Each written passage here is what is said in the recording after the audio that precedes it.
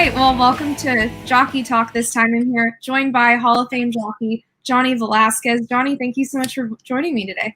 Thank you for having me, Hannah.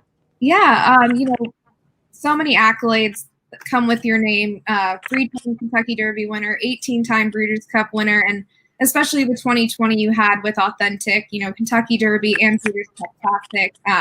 Congratulations. I mean, quite a last Yeah, few thank you. Yeah. When you get an opportunity to ride a horse like Authentic like that, it really makes you a year. Yeah, I believe it. Along with the whole My Racehorse team, they feel the same way. When you started riding Authentic, I know the first time you rode him was in the Kentucky Derby. I know you're really good friends with Hall of Fame jockey Mike Smith.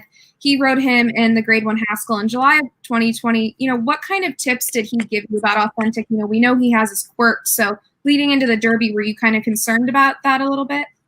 No, I mean, actually, I watched his races, and then after I talked to Mike, the only thing he just have to be careful with him because he has the quirks, and you don't know when he's going to do it. But you kind of keep his mind in the business, and that was the only thing that really we had to pay attention to him, and we knew that he was very talented, that he can really run. It just putting his mind on the business and keeping his mind on the business while he was running, though, and that was the only thing. But by the time I got him to the Derby, talking to Bob, I mean, he had told me already. I was like, he's a different horse, but I do want you to go back and watch those races. He wanted to make sure that I knew a lot about him, and I did tell him that I talked to Mike about him, and all those things came together for the Derby. So I mean, like it was we said earlier in interviews with you guys, as Bob and I talked about the race back to back at Jeff Ruby's restaurant. It was like a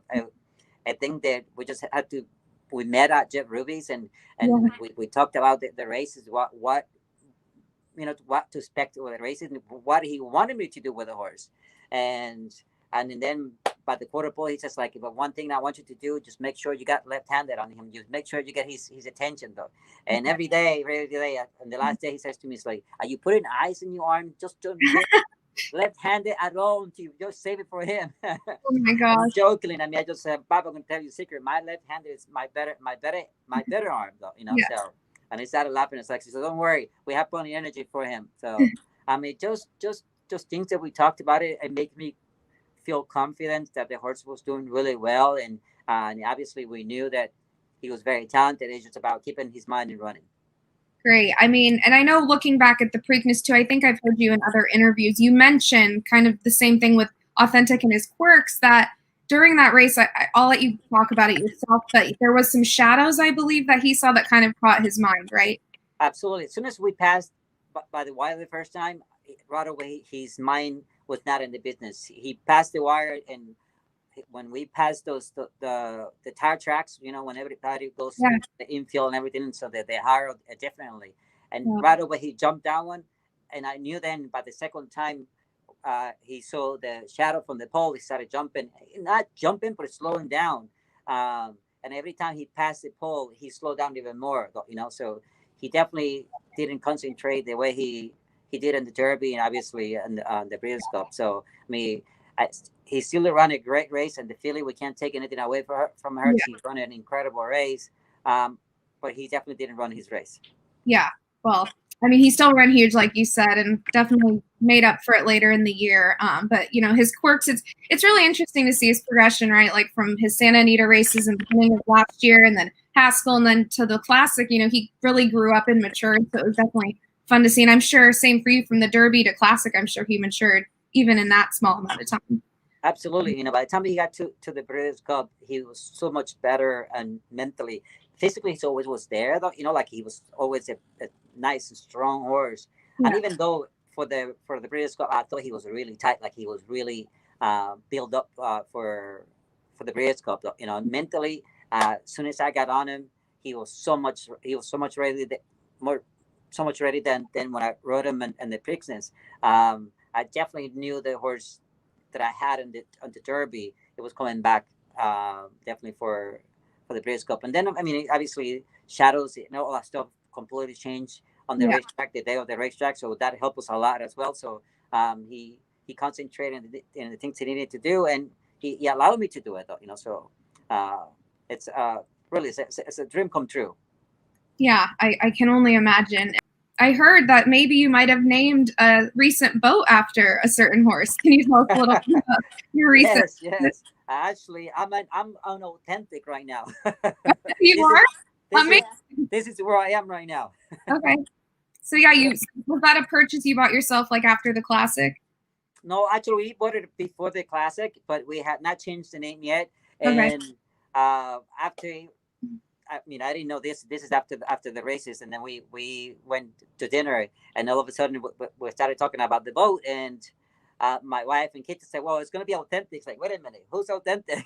So that's the name of the boat. That's going to be authentic. So when did this happen? And they told me as soon as you pass the wire, we all looked at it. That's it.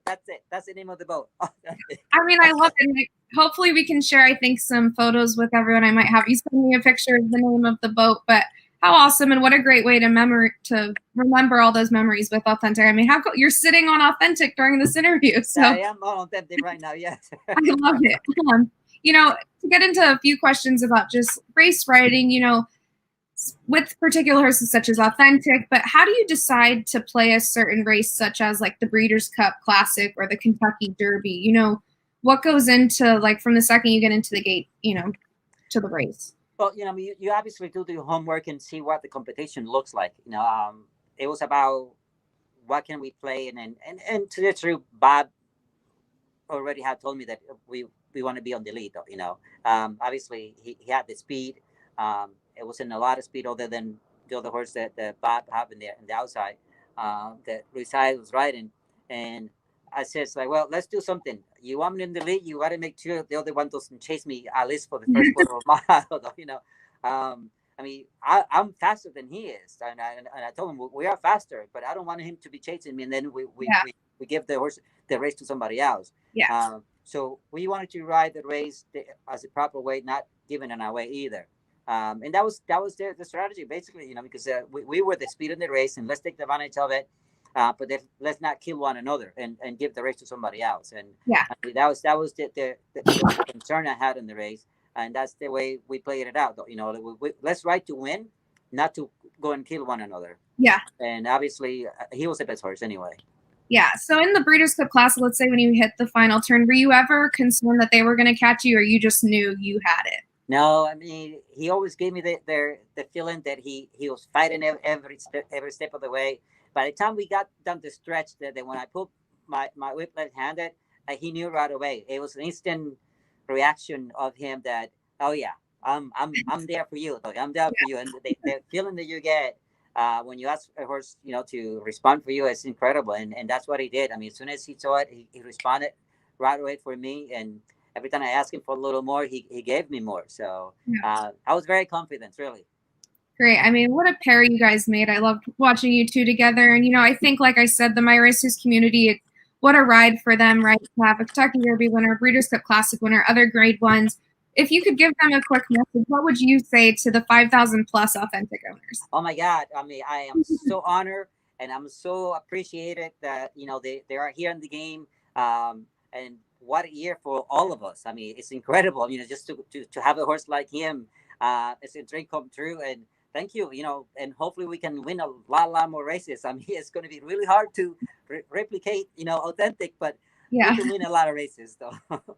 Well, thank you. I mean, Johnny, like I said, there's so many achievements that come along with your name, Hall of Famer, and all those things. So I appreciate you taking the time out of your busy day. I'm sorry to have interrupted you on Authentic today. I'm so glad I got to talk to you, and I know all our owners will appreciate it as well. Let me show you something. Wait, before you go, look at what we have here. Oh, I love it. So you can show the owners. Okay, perfect. All authentic things on authentic. Yeah, authentic. Yeah, you'll have to paint it the color of the silk or something. Yeah. It is black. Yeah. There's so many things. I love it. Well, again, Johnny, thank you so much. And I look forward to talking to you soon. See you soon. Okay, bye. Bye-bye.